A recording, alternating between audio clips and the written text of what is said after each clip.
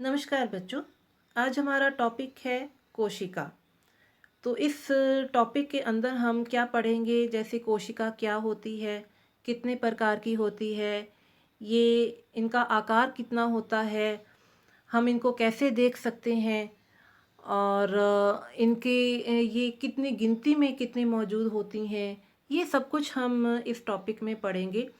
तो जिस तरह से कोई भी इमारत खड़ी करने के लिए हम एक एक ईंट को जोड़ते हैं, एक एक ईंट को जोड़कर एक बड़ी इमारत खड़ी कर लेते हैं, उसी तरह से हमारा जो शरीर है वो भी छोटे छोटी इकाइयों से मिलकर बना होता है। और इन छोटे छोटे इकाइयों को हम क्या कहते हैं? कोशिका। ना सिर्फ हमारा शरीर बल्कि सभी जीव जंतुओं का शरीर इन्हीं कोशिकाओं से मिलकर ही बना होता है। तो सबसे पहले हम ये देखते हैं, ये जानने की कोशिश करते हैं कि कोशिका के बारे में सबसे पहले किसने जाना। तो एक महान वैज्ञानिक थे रॉबर्ट हुक। तो रॉबर्ट हुक ने सन 1665 में अपने लाइट माइक्रोस्कोप के नीचे एक पेड़ की छाल की पतली सी स्लाइस को देखा। और जब उन्होंने उस स्लाइस को देखा तो उन्हें छोटे छोटे खाने दिखाई दिए। इन्हीं खानों को उन्होंने, क्योंकि ये छोटे छोटे खाली कमरों की तरह दिखाई दे रहे थे, इसीलिए उन्होंने इसको एक सेल का नाम दे दिया। उन्होंने इसको नाम दिया था सेल। और सेल क्या होता है? सेल का ही एक हिंदी अनुवाद है कोशिका। तो हम क्या कह सकते हैं कि जो कोशिका है या सेल है, उससे मिलकर, छोटे छोटे सेलों से मिलकर ही कोई आगे बड़ी संरचना तैयार होती है। और देखिए कितनी गिनती में कितने होती हैं ये कोशिकाएं। अब इसको समझने के लिए देखिए कि एक छोटा घर है।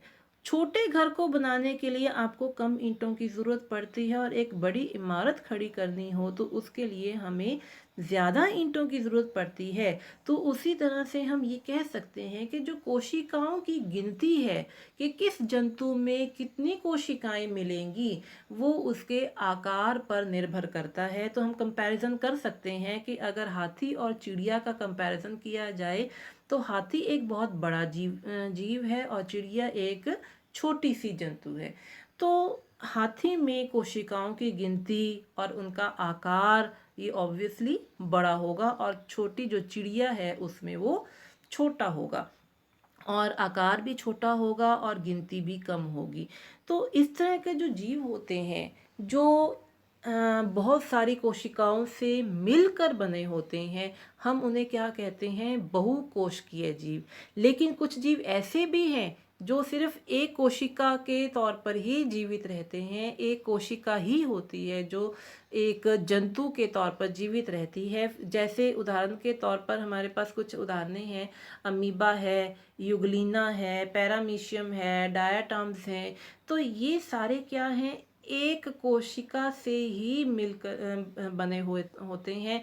इन्हें हम क्या कहते हैं? एक कोशिकीय जीव कहते हैं। अब ये जीव हम अपनी नंगी आंखों से नहीं देख सकते, लेकिन हाथी, चिड़िया, कुत्ते, बिल्ले, चूहे, जीव जंतु और भी हमारे सामने होते हैं। तो इनको तो हम देख सकते हैं, जो एक से ज़्यादा कोशिकाओं से मिलकर बने होते हैं।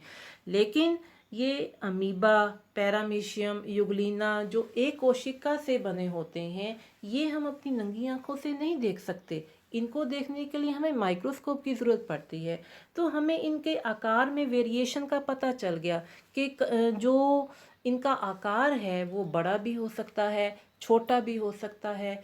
अब यहाँ पे कुछ एक कोश के जीवों में हमने ये देख लिए कि जो माइक्रोस्कोप के नीचे देखे जा सकते हैं। लेकिन दूसरी तरफ जो एक अंडा है, वो भी क्या है? वो भी एक कोशिका ही है। एक कोशिकीय ही होता है ये अंडा। अंडे में जो जब हम तोड़ते हैं तो उसमें से एक तो लिक्विड सा निकलता है, ट्रांसपेरेंट, और एक निकलती है पीली सी बॉल। जो लिक्विड है वो तो एल्ब्यूमन हो गया, लेकिन जो पीली सी बॉल होती है वो एक कोशिका ही होती है। और इस पीली सी बॉल में आपको महसूस होता है कि इसमें कुछ द्रव जो है वो घूम रहा है। जो द्रव है वो भरा हुआ है, और इसके बाहर एक बाउंड्री होती है जिसको हम एक झिल्ली कहते हैं। तो इसी तरह से हर कोशिका में भी एक झिल्ली होती है जिसके अंदर एक लिक्विड भरा होता है जिसको हम प्रोटोप्लाज्म का नाम देते हैं, और इसी लिक्विड के कारण ही, इसी द्रव के कारण ही जो सेल होता है वो जीवित रहता है। और इसी द्रव के अंदर, ये जो द्रव एक झिल्ली के अंदर होता है, इस द्रव को, जिसको हम प्रोटोप्लाज्म कहते हैं, उस द्रव के अंदर कई कोशिकांग जो होती है वो भी सक्रिय होती हैं, जिनके कारण जो सेल होता है या जो कोशिका होती है वो अपना कार्य कर सकती है। जैसे आप इसमें देखते हैं कि ये झिल्ली है, ये झिल्ली की सारी क्या है, ये बाउंड्री है जिसमें इसने एक द्रव को अपने अंदर एक लिमिट में रखा हुआ है, उसको अपने अंदर समाया हुआ है। तो ये सारा द्रव है, जिस द्रव के अंदर ये आपको माइटोकॉन्ड्रिया दिखाई देता है, ये आपको गोल्जी काय दिखाई देती हैं, ये आपको छोटी छोटी रिक्तिकाएं जो हैं वो दिखाई देती हैं आपको। ये एंडोप्लाज्मिक रेटिकुलम, जिसको हम अंतःस्रावीय जालिका भी कहते हैं, वो दिखाई देती हैं। और बीच में एक आपको केंद्रक भी दिखाई देता है। ये एक कोशिका की अंदर वाली संरचना है। उसी तरह से जैसे जीव जंतुओं में ये दिखाई देता है, जो अंडा है वो एक जंतु का दिया हुआ होता है। तो ये जो जंतु कोशिका जो होती है, उसमें तो आपने देख लिया कि बाहर एक झिल्ली होती है और अंदर उसके एक द्रव होता है, और ये द्रव जो है वो सभी कोशिकाओं में मौजूद होगा, क्योंकि कोई भी कोशिका अगर जीवित रहती है तो इसी द्रव के कारण ही जीवित रहती है, और इसके अंदर अलग अलग कोशिकांग जो होते हैं वो भी मौजूद होते हैं। लेकिन इसी तरह से जो पादप हैं, जो पेड़ पौधे हैं, उनमें भी कोशिकाएं होती हैं, जिनको हम क्या कहते हैं, पादप कोशिकाएं कहते हैं। इन पादप कोशिकाओं में भी आपको केंद्रक दिखाई देगा, अंतःस्रावीय जालिका दिखाई देगी, ये गोल्जी काय दिखाई देगा, ये आपको माइटोकॉन्ड्रिया दिखाई देगा, ये रिक्तिका भी दिखाई देगी। लेकिन इसके साथ साथ आपको ये हरे रंग में क्लोरोप्लास्ट जो हैं ये भी आपको दिखाई देते हैं। और एक चीज़ और साथ में दिखाई देती है कि सबसे बाहर एक कवरिंग होती है, जिसको हम क्या कहते हैं, कोशिका भित्ति कहते हैं। और ये कोशिका भित्ति आपको सिर्फ पादप कोशिकाओं में मिलेगी। और दूसरा क्लोरोप्लास्ट भी जो हैं, ये जो क्लोरोप्लास्ट आपको दिखाई दे रहे हैं, ये भी आपको सिर्फ पादप कोशिकाओं में ही मिलेंगे। और अगर हम कंपैरिजन करें पादप कोशिका और जंतु कोशिका में, तो ये देखिए कि आपको चित्र में भी साफ दिखाई दे रहा है कि ये जो भित्ति है ये आपकी पादप कोशिका में दिखाई दे रही है, लेकिन जंतु कोशिका में इस तरह की कोई भी भित्ति आपको नहीं दिखाई देती। और एक अंतर और देखिए, जो पादप कोशिका है उसमें जो केंद्रक है वो बिल्कुल परिधि के पास लगा हुआ है, लेकिन इसमें जो केंद्रक है वो जंतु कोशिका के बीचों बीच में है, या थोड़ा सा सेंटर में से थोड़ा सा हटकर भले हो, लेकिन ये बिल्कुल परिधि के पास नहीं आता है। तीसरा आप ये देखिए कि इसमें आपको क्लोरोप्लास्ट दिखाई देंगे, लेकिन इस जंतु कोशिका में आपको कहीं पे भी क्लोरोप्लास्ट नहीं दिखाई देगा। फिर इसके बाद इस रिक्तिका की तरफ देखिए, आपको पादप कोशिका में एक ही रिक्तिका दिखाई दे रही है, जो बहुत बड़ी है और तकरीबन तकरीबन कोशिका के सेंटर में मौजूद होती है। लेकिन यहाँ पे आपको जो रिक्तिकाएं हैं वो छोटी छोटी दिखाई देंगी, जैसे ये दिखाई दे रही है, ये दिखाई दे रही है, ये दिखाई दे रही है, ये दिखाई दे रही है, ये वाली दिखाई दे रही है, ये छोटी छोटी रिक्तिकाएं दिखाई देती हैं।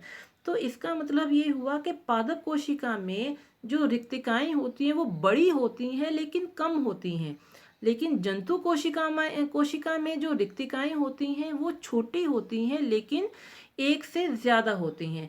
तो हम सबसे पहले तो जंतु कोशिका और पादप कोशिका का नामांकित चित्र देख लें। तो जंतु कोशिका का नामांकित चित्र देखिए, ये सेंटर में आपके पास आपको केंद्रक दिखाई दे रहा है। केंद्र के बाद ये केंद्र के अंदर एक छोटा सा गोला और होता है, जिसको हम केंद्रिका कहते हैं।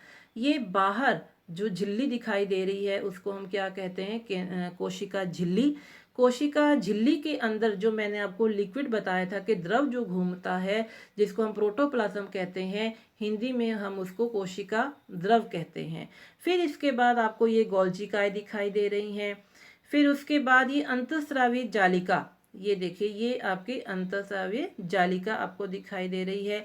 फिर उसके बाद ये माइटोकॉन्ड्रिया दिखाई दे रहा है और ये रिक्तिका देखिए, रिक्तिकाओं को देखिए, एक रिक्तिका है, दूसरी है, तीसरी है, चौथी है, पांचवी है, और ये सारी जो है वो छोटी छोटी आपको दिखाई दे रही हैं और ज़्यादा दिखाई दे रही हैं। फिर इसके बाद हम आते हैं पादप कोशिका में। पादप कोशिका में ये देखिए सेंटर में आपके पास क्या है, केंद्रक है। फिर उसके बाद अंतर्प्रद्रव्य जालिका है। लेकिन एक चीज आप देखिए कि यहाँ पे बाहर आपको भित्ति दिखाई, कोशिका भित्ति आपको दिखाई दे रही है, जो आपकी जंतु कोशिका में नहीं थी। फिर उसके बाद आपको यहाँ पे रिक्तिका, ये देखिए ये रिक्तिका है, ये रिक्तिका है, छोटी ये कम है, गिनती में कम है, लेकिन आकार में ये बहुत बड़ी है। और इसके साथ साथ आपको ये देखिए माइटोकॉन्ड्रिया भी दिखाई दे रहा है। लेकिन एक चीज, क्लोरोप्लास्ट जिसको हम हरित लवक भी बोलते हैं, ये आपको सिर्फ पादप कोशिका में दिखाई देगी, ये आपको जंतु कोशिका में नहीं दिखाई देगी। उसी तरह से हम पादप कोशिका और जंतु कोशिका में अंतर देखें तो सबसे पहला अंतर आपके पास क्या आता है कि कोशिका भित्ति पादप कोशिका में तो पाई जाती है, लेकिन जंतु कोशिका में कोशिका भित्ति नहीं पाई जाती। पादप कोशिका में हरित लवक पाए जाते हैं, कहने का मतलब क्लोरोप्लास्ट पाए जाते हैं, लेकिन जंतु कोशिका में ये क्लोरोप्लास्ट नहीं पाए जाते हैं। फिर तीसरा है सेंट्रोसोम, इनमें अनुपस्थित होते हैं। सेंट्रोसोम क्या होते हैं, ये सेल के विभाजन के समय स्पिंडल की फॉर्मेशन करते हैं, और वो स्पिंडल फॉर्मेशन इन पादप कोशिकाओं में नहीं होती है, और जंतु कोशिकाओं में ये सेंट्रोसोम मौजूद होते हैं। और पादप कोशिकाओं में रिक्तिकाओं की संख्या कम होती है, लेकिन रिक्तिकाएं आकार में बड़ी होती हैं। जंतु कोशिकाओं में रिक्तिकाएं छोटी होती हैं, लेकिन संख्या में अधिक होती हैं। और पादप कोशिका में जो केंद्रक होता है वो पृथ्वी की ओर हो सकता है, पृथ्वी के साथ लगा हुआ हो सकता है, लेकिन जंतु कोशिकाओं में ये केंद्र के या मध्य में ही मौजूद रहता है, मध्य के आसपास ही मौजूद रहता है। ये तो अंतर है हमारा पादप कोशिका और जंतु कोशिका में। जिस तरह से एक इमारत की हमने शुरुआत में बात की थी, तो एक इमारत में हम कई प्रकार की डिज़ाइन की हम ईंटों का प्रयोग करते हैं। जैसे फर्श बनाने के लिए अलग ईंटें हैं, दीवारें खड़ी करने के लिए हम अलग ईंटों का यूज़ करते हैं, छत के ऊपर जो ईंट होती है वो बहुत ही पतली सी, जिसको हम टाइल बोलते हैं, वो यूज़ करते हैं। और जब घरों में फर्श बनाए जाते हैं या स्लैब्स बनाई जाती हैं, तो उसमें हम संगमरमर के पत्थरों का यूज़ करते हैं।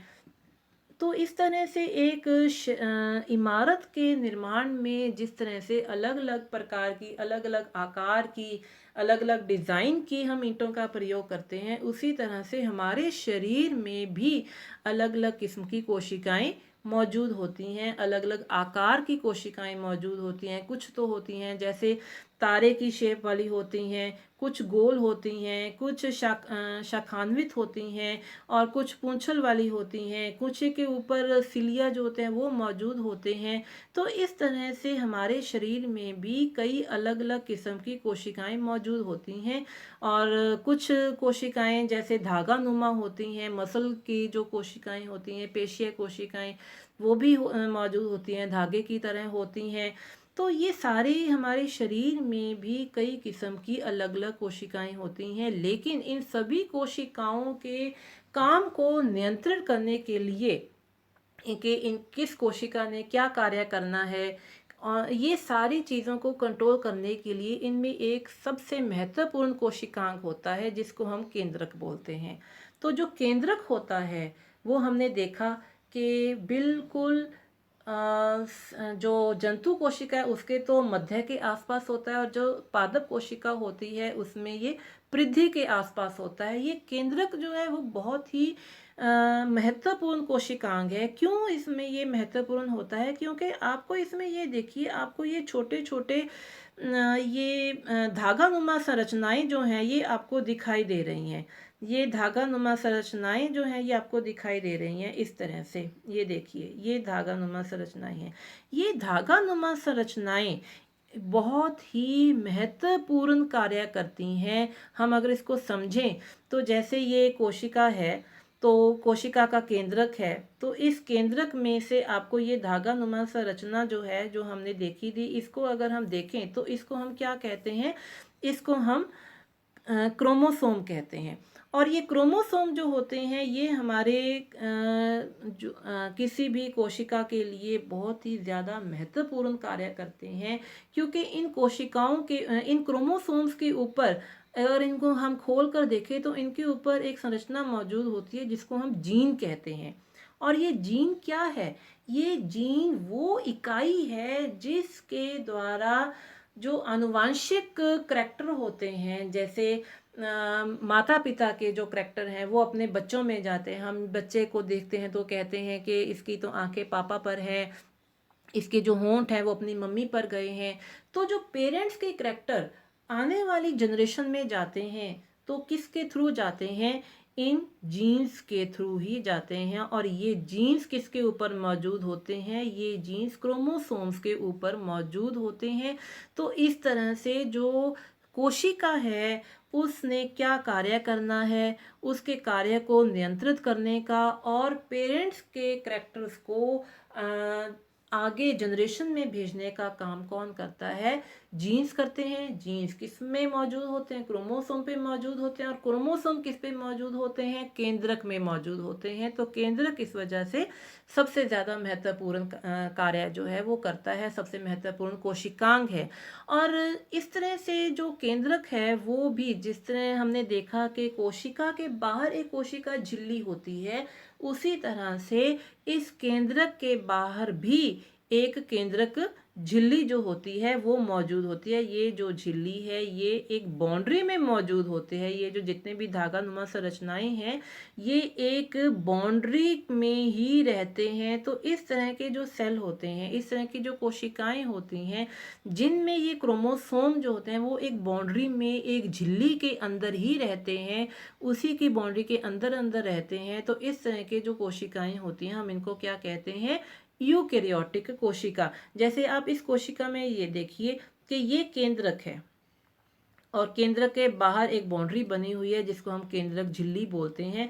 और इसी झिल्ली के अंदर ही ये धागा नुमा संरचनाएं, जिनको हम क्रोमोसोम कहते हैं, ये मौजूद होती हैं।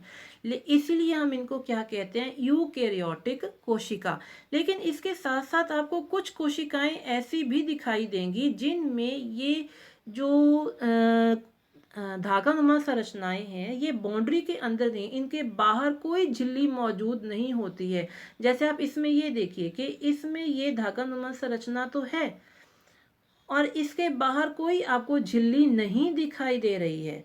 तो जिन कोशिकाओं में जो केंद्रक होता है या जो उनका डीएनए होता है या जो उनका क्रोमोसोम होता है वो बिल्कुल प्रोटोप्लाज्म में, या हम ये कहें कि कोशिका द्रव में ऐसे ही घूम रहा होता है। इस तरह के जो कोशिकाएं होती हैं हम उनको क्या कहते हैं? प्रोकैरियोटिक कोशिका। तो इस तरह से ये थी हमारे पास कोशिकाओं के बारे में थोड़ी सी जानकारी, जो इसके साथ ही हमारा जो टॉपिक है ये पूरा होता है। धन्यवाद।